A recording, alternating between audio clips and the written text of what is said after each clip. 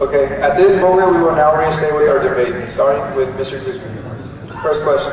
Given the long history of conflict and distrust between the police and the community, would you support the creation of a civil oversight committee over the police?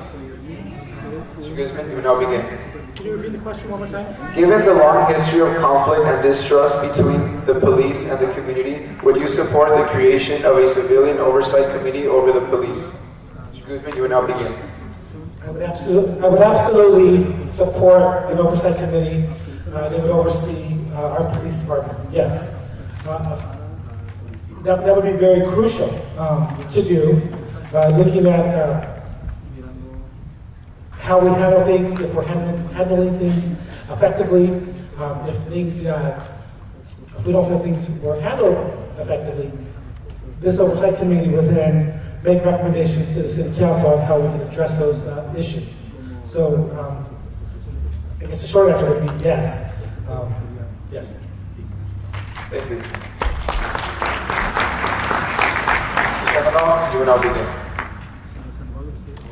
An oversight committee of our police. The approach that I think we have to take to an oversight committee, and let me just say up front, that I don't think just saying that I'm going to be for an oversight committee, while it may give me some good points, without looking at what those grievances are, I know what some of them are. I've experienced it. But I think it's really important that if you want to build a more collaborative relationship with our police, that we have to approach this in the most thoughtful way. That's not to say that we shouldn't, but what I would do is, if we needed to move towards that, is I would meet with our community members to talk specifically what are those issues that are most important to them. I'll give you an example of leadership. You may recall that the DUI checkpoints that were in our city created a feeling of, particularly the Latino population, our Latino residents, felt very, very unwelcomed and uncomfortable as a result of that policy. And it left a tremendous amount of distrust. The question is, how do we close the gap? Well, there was a legislative decision made that allowed our undocumented population to have licenses, so that when they went through checkpoints, their vehicles weren't taken, they weren't targeted because they didn't have their licenses. We have to be out in front of this. Be proactive. I just want to reiterate again, I have no doubt there are issues with our police. But I don't think that just putting an oversight committee as a starting point is the way to go. But I'm also not saying that it's not possible, because I think it's really important to listen to more of our community members so that we ultimately are working with our police to have a more safer community. Thank you.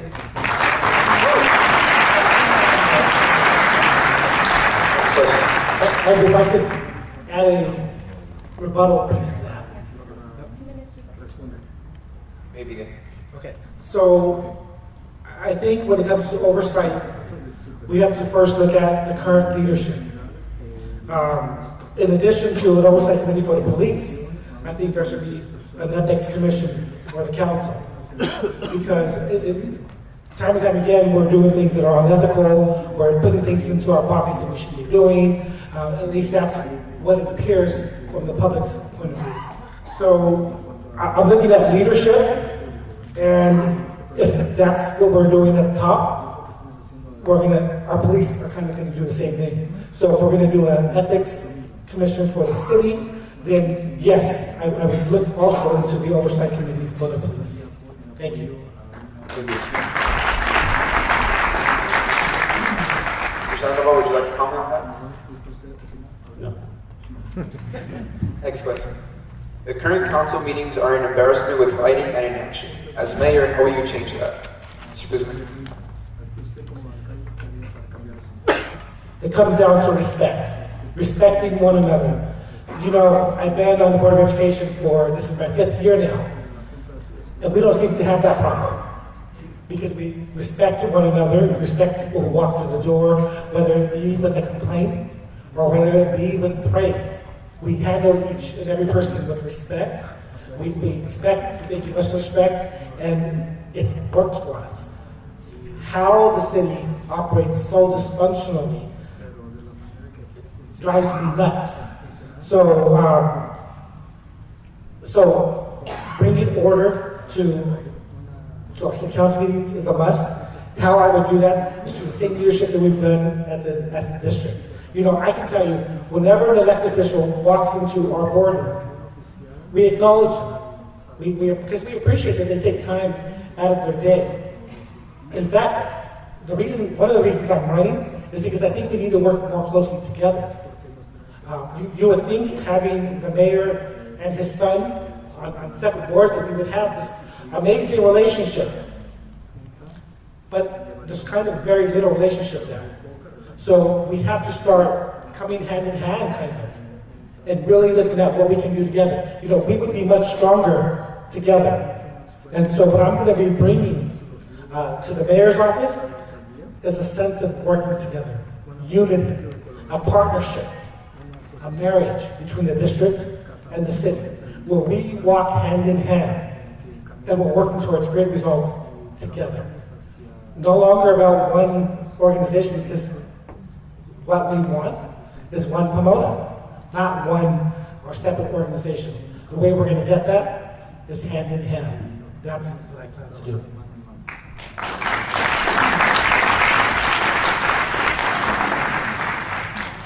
I know one place We begin. I know one place we can start is by replacing the incumbent, who is our mayor, the city of Pomona's mayor. We need to get him out. Let's start there. Because when we really think about a group coming together, how important is a leader in a group? Because the culture of of the leader of that group, that culture filters down to everyone else. I spent the last 15 years building teams. When we first started Bright Prospect, excuse me, I feel like I just had something with some pepper. Give me a second. I spent the last 15 years building teams. And one of the things that we do when we build our teams is we start by establishing values. What are the values that are important to us? Integrity, honesty, a respect for others.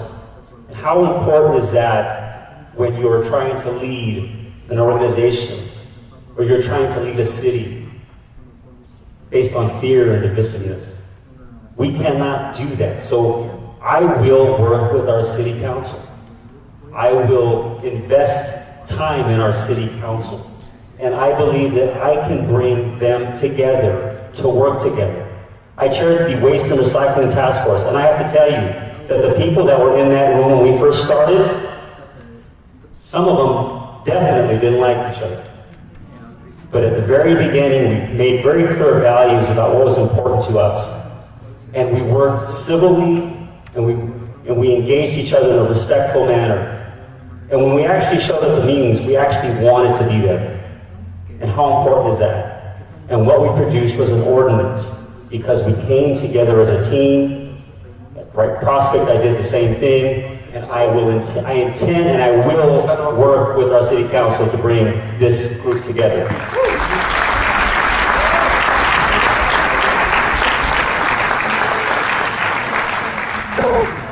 Thank you. Next question. May I add my 45-second piece to that, please? Yeah, sure.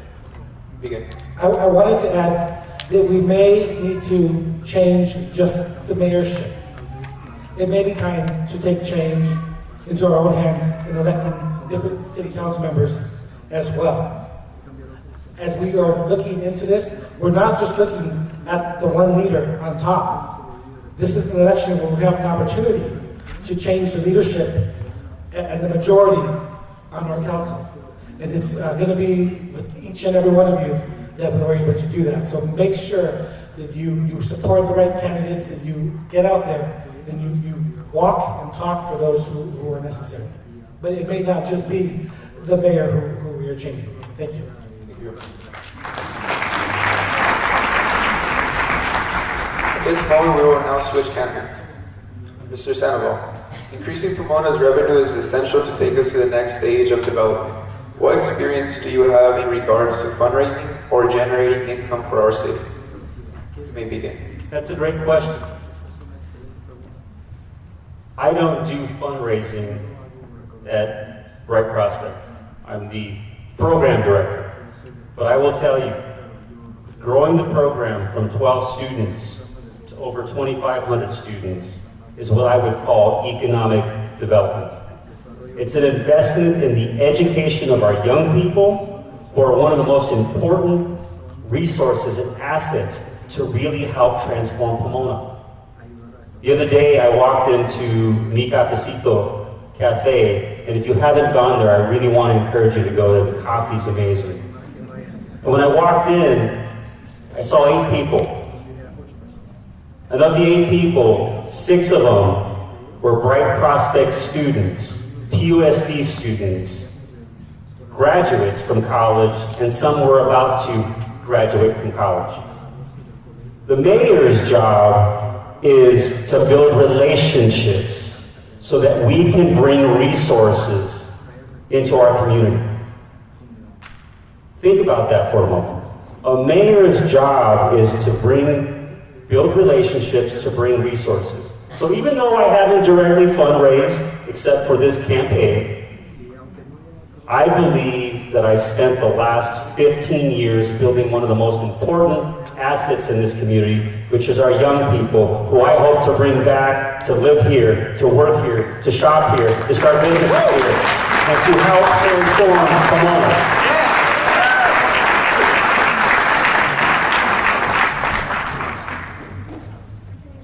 Thank you. Mr. Guzman, now begin. Thank you. No, being on the board has really prepared me for this next endeavor. It's helped keep me challenged every day.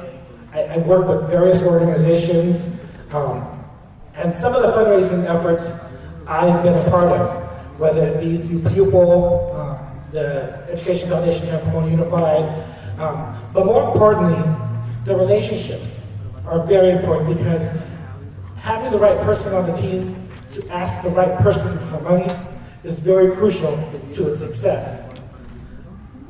So seeking talent has been one thing for me that's been very important, because I may not know someone at Cal Poly Pomona, but Tim may. But if we work together we can go to Cal Poly and put on a stronger presentation. So working together with the right people, using the right people for the right place, is very, very crucial. Now, before I was on the board, I was simply a PTA dad, PTO. But my specialty was fundraising. My specialty was asking, can you contribute to your child's education? And not everyone could. But guess what? You didn't have to. Because maybe you can give that dollar, but you can give those hours. You can give time, which is, to me, just as important as that dollar. Because we all have time. We could all give an extra half hour. We can give an extra 20 minutes. We can give, that might be a phone call that lands us $100,000. Or you might have someone like a Carol Pelton who is consistent in fundraising and was able to get $25,000 from Cardenas supermarket. So I do have some experience in reaching out to the right people to make sure that we get the dollars for our city. Thank you. Can I use my 45 seconds? Yes. There's 2 things that I want to say. And I want to quote a gentleman by the name of Andrew Coy. Education is the single most important investment in any community of any size can make in its future.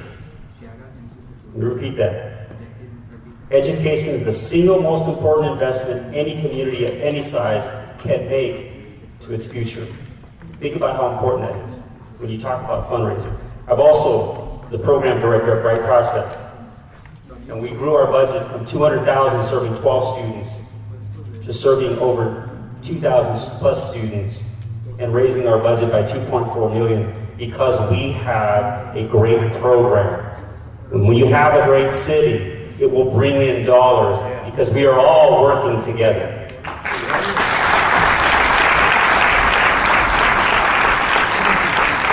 Let's move on to taking our first Twitter question. What will you do to make city council meetings and city hall more accessible to the average resident? Mr. Sandoval? The first thing that I will do, and this is something that I've started doing already with our team, is I'm going out to neighborhoods, organizing what you call meet and greets, and talking to residents. We've had one in several neighborhoods, and we have one coming up in South Pomona, but our goal is to go to every part of the city and to listen and to best reflect the interest of our community. But this is not just something that's going to happen during this election. The assumption is that the residents have to come to City Hall in order to be heard. I will be going to the residents, listening to them, spending time with them, going to their homes if they'll have me, and really moving towards a place where what I call community circles, where we're not just being asked, or we're not just asking residents to tell us what the problems are, but how do we work together, both as a city council and as residents, to solve the problems that are specific to that neighborhood.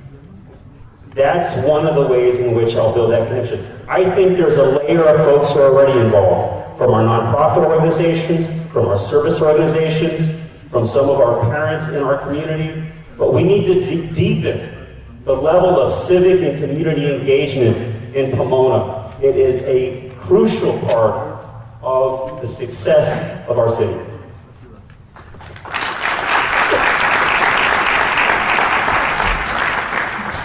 Mr. Guzman, you may begin. Thank you. One of the great things I've had an opportunity to do is participate in meetings on the road. Through the district, we've had meetings at various school sites where we're able to meet with people in that community. I know we talked about residents having to come to City Hall, but my approach is sometimes we're going to have to bring City Hall to the residents. We're going to have to, because not everyone can get out. So we're looking at various places to host meetings, whether it be at the local community centers, whether it be at Cal Poly Pomona, or possibly Western U, bringing City Hall to a place more than just at the City Council chambers. Reaching out to everyone in every aspect, in every corner of our city, whether it be the San Antonio Gardens home, or whether it be the Remez Sarmiento Center in all of Park area, all of street area. We have to bring City Hall to our residents. Some of them are older and can't get around as much, but if we make an effort to get to them, they'll make some effort to get to us. I want to make sure that City Hall, we don't just keep sending people everywhere. You go to planning and they say go here, they say go there. We need to centralize it where they can say, hold on for a second and let me grab that person because they're in the office right next door. So we need to centralize things, but we also have to be sure that we are bringing City Hall to our residents because they can't all make it down there. And so I'm very, it's been very successful when we've done it with the district, and I believe that has given me a sense of, really a sense of like, pride in going into communities because I represent all Pomona. Thank you.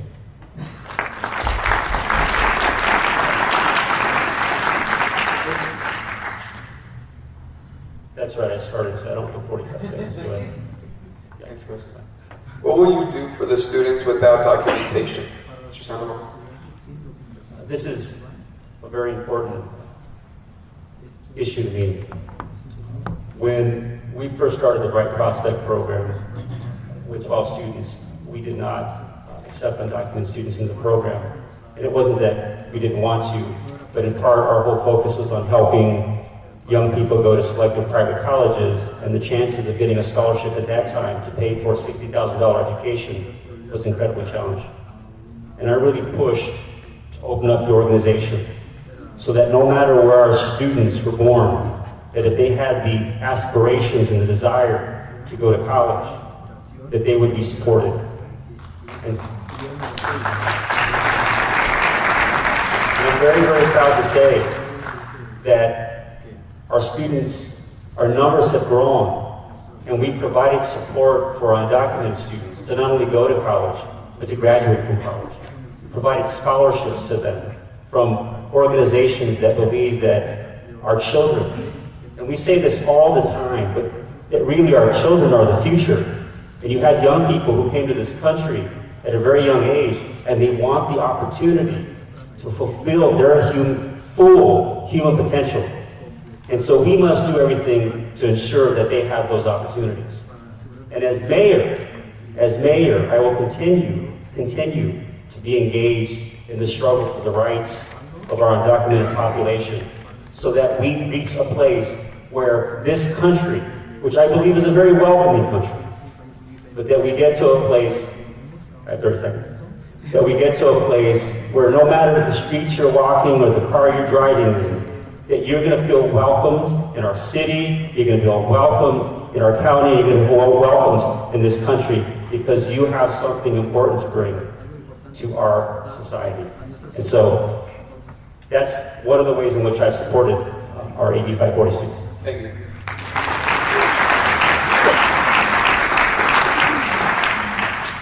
Mr. Guzman, now begin. Thank you. You know, in education, we don't ask for status. It is our responsibility to make sure that every child gets a quality education. Now, understanding that there's terms that society uses, such as undocumented students, quite honestly, the labeling of them is offensive. It is our responsibility. We are all here in this room, and quite honestly, I don't care if you're documented or not. You're a person, and I'm going to respect you, whether you are undocumented or not. So the label itself, I'm going to stop labeling them. And I'm going to work with our supervisor, with our state senators, state assemblymen, with our congressmen, to make sure that all kids and adults have an opportunity to grow, because they're here because they want to live the American dream. Because that's what you hear on TV, that's what everyone always talks about. There's some great things in America, but we don't tell you that not everyone is given that opportunity. We don't tell you that once you're an adult, we stop educating you. We don't tell you that that's it. But we have a responsibility to our community. They still pay sales tax. They still go out and shop. They still invest in our community. And I can't turn my eye on them. I can't turn my back on them. What I'm having a problem is when we have individuals coming and they're saying, I can't find a job now. I got my MBA. I got this. We have to do something so that they can become productive members of our society. Thank you.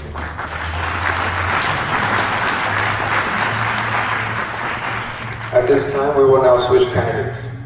Mr. Guzman, there has been a group of anti-abortion protesters outside of Planned Parenthood on Gary Avenue. How do you feel about creating a stronger bond and community support system for our Planned Parenthood?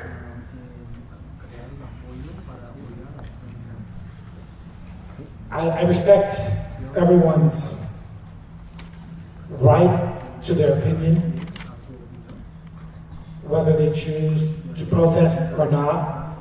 But I believe by opening doors and speaking with one another, engaging in conversation with everyone who wants to be at the table is most important. Now, they believe something very strong.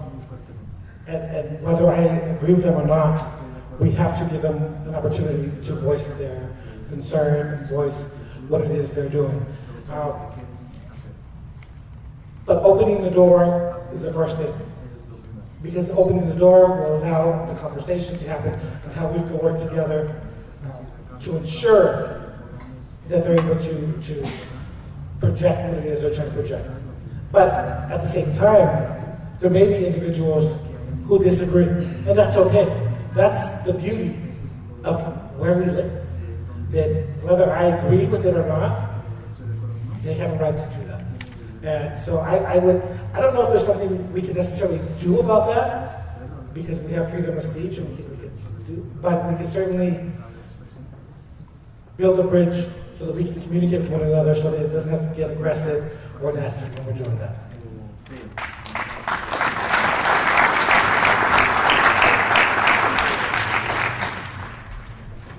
Mr. Sandoval, we now begin. This is a very, very personal decision. This is not something a mayor legislates. Now, I have my own opinions about the right of a woman to choose whether she wants to have an abortion. But to come out at a debate and say, this is what I'm going to do as mayor to change the issue around abortion, that's not what a mayor does. The role of a mayor is to make people feel welcome and accepted, no matter if we have divergent views. We will have divergent views in our community. In fact, even on our team, I know some of our team members may be pro-life or pro-choice. But the reality is that whether you're either one of those, you can choose to be in a camp where it's us against them, or you can choose to work together to positively impact the city of Pomona. And I don't think we can afford to be any more divisive. We need to work together as a community with all our diverse views, our diverse backgrounds, to work together to make Pomona a better city.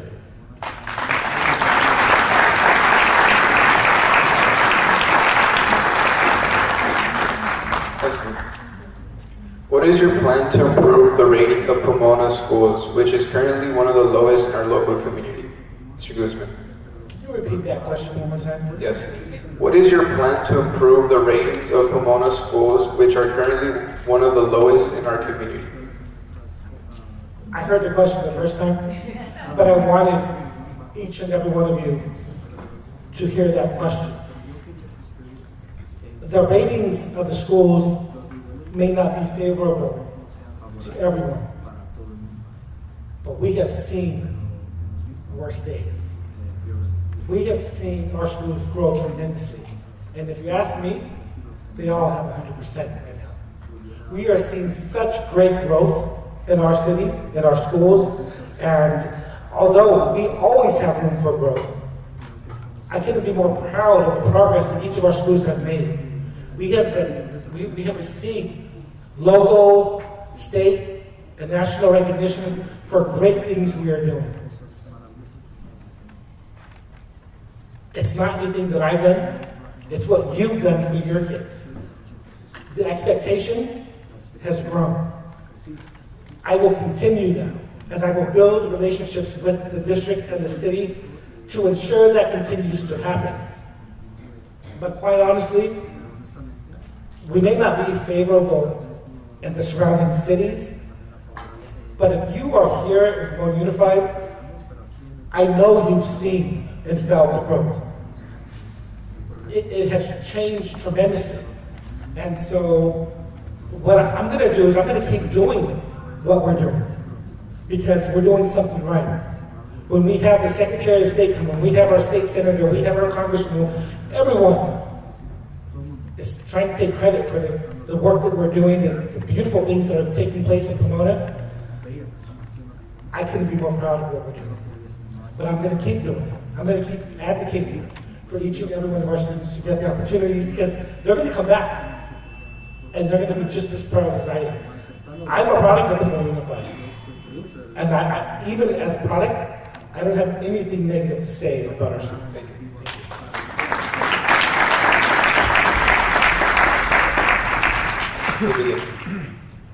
I have tremendous respect for the leadership of Pomona Unified School District. I believe that the growth over the last 15, 20 years is a result of that leadership. And it starts with your superintendent, your school board, principals, teachers, staff, janitors, working together to try to improve the lives of our kids. The question is, where has the city been in this relationship? And I think that's where the opportunity is. As all of you know, or may know that the gap that grows between low-income students and students who come from wealthier communities grows between the summer from their first grade to their second grade and from their second grade to the third grade. So the city leadership, and as your mayor, I will work very closely with the school district to bring the resources particularly after school and during the summertime, so that our kids can begin to close that gap. I've had the opportunity to see this firsthand. I've worked with Dr. Roberta Perlman to bring a tutoring program called the Homework Club. It had been absent for some time, and we worked together and reached out to Cal Poly and to other schools, Western U, to bring tutors into our city library. And the Unified School District is actually paying for a student, a Bright Prospect student, to coordinate this program. We have to deepen our relationship. Part of the reason that we are up here is because we don't see it to the degree that it needs to be. We don't see it. But if we're going to close the gap as it relates to our kids when they go off to college and they see the gap, we got to close that by working together so that all of our kids have the opportunity to at least have the chance to go to college or get vocational training.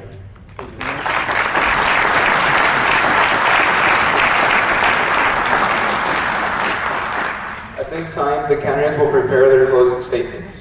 Each candidate will have 1 minute to prepare their closing statements and 2 minutes to respond. Thank you. I understood it as 2 minutes.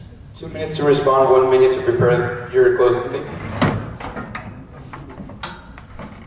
Thank you.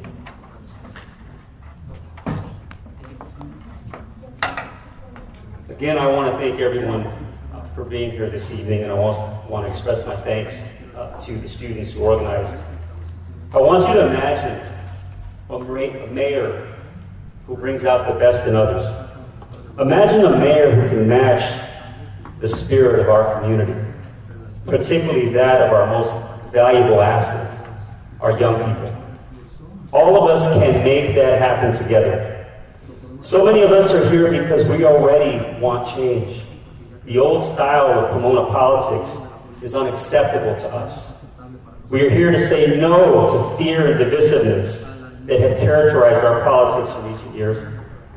Whether you're wearing a white shirt or a blue shirt or any shirt, we're all here to say yes to a new style of leadership built on integrity, honesty, possibility, community engagement, and service to others. I believe I'm the strongest candidate to transform the politics of Pomona. I've built the team, I've built the momentum, and we're growing strong. I'm so thankful for everyone who's come together to make our One Pomona campaign a success. We are organized, we are enthusiastic, we are diverse, we have a strong volunteer base, a substantial donor base, and a strong social media presence. Our strength is evident tonight.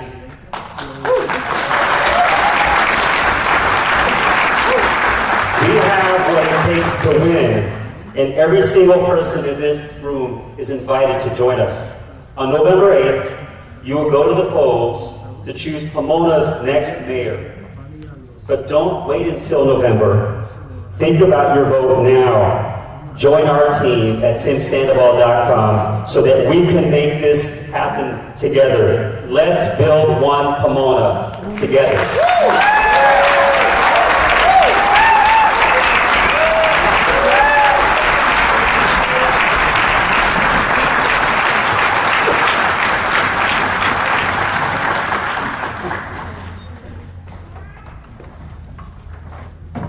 Imagine the possibilities. Parks, youth activities, youth sports,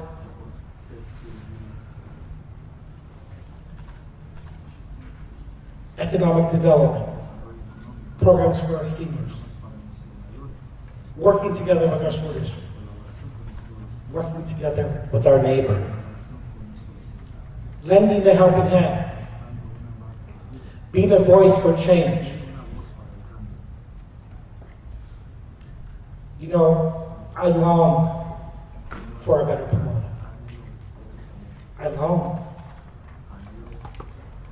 for a time when I visit far-off cities that they say, Pomona, the same one that Lucy was talking about in the commercials.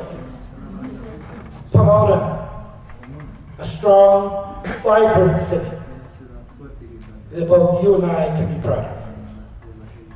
I'm a proud product of Pomona. I would be lying if I said I didn't love the city to the end. But we need help. We are on our deathbed. And unless we stand together, unless we decide to do something, it's going to continue to fail. If our current leadership is enough for you, I don't know where you've been for the past 4 years. If our current leadership is enough for you, maybe I'm in the wrong city. But my heart is here. And I'm prepared for CPR. I'm prepared to do whatever it takes to make sure that our city is vibrant, that our nightlife is great, and that we continue to work together. I cannot do it without you. I'm going to need your help. There's no I, it's we. Thank you.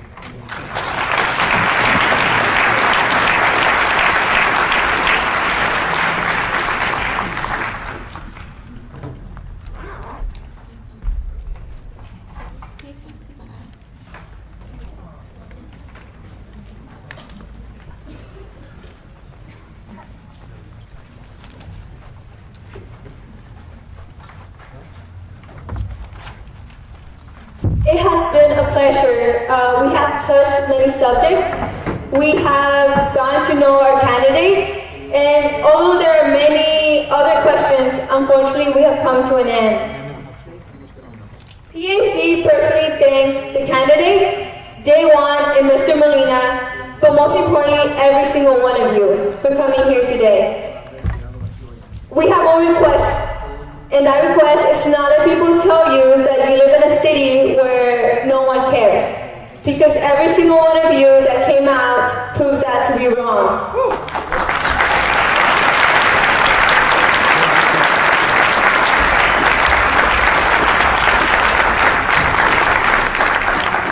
As students, we feel proud to be surrounded by adults that believed in us, but adults that believe that students could create an event as big and as important as this. Events like these are the first step to changing our city. Again, we thank you and we hope that we keep seeing this type of involvement in this process. At this moment, I would also like to remind for people to turn in their translators. Again, if you're not registered to vote, you can register outside. Thank you so much, and we hope to keep seeing you guys in the future. Thank you.